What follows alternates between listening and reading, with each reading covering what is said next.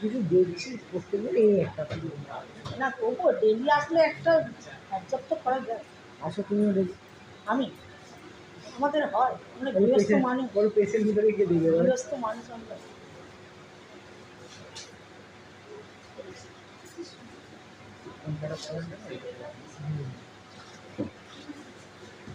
মানে তোমার তাহলে ওই দিকে কোনো আর ঝামেলা নেই, তোমার শুধু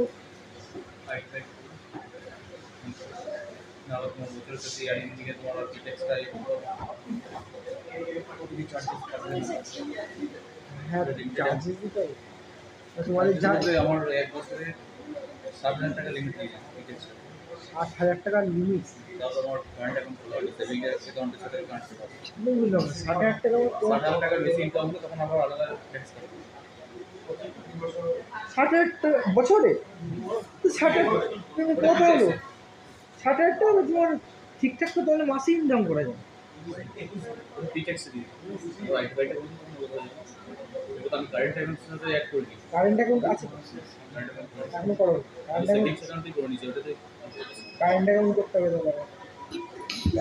সেভিংস অ্যাকাউন্টে করে দেবেন, সেভিংস অ্যাকাউন্টে বেশি টাকা হলে ওই পুরোটা অ্যাড হয়ে যাবে। ঝামেলা তো কিছু টাকা ঢুকলে ওর সাথে অ্যাড করে নেবে। এই জিনিসগুলো অনেক কিছু জানার আছে। আমি প্রথমে নাম দিয়েছিলাম বুলবুল রিহ্যাব অ্যান্ড ফিজিওথেরাপি। কে ফোন করছে? পৌরসভা থেকে তোমার চেয়ারম্যান না, যে মেডিকেল লাইনে যে আছে রিহ্যাব করা যাবে না, রিহ্যাব করতে গেলে লাগবে পারমিশন লাগবে। তার থেকে দরকার নেই।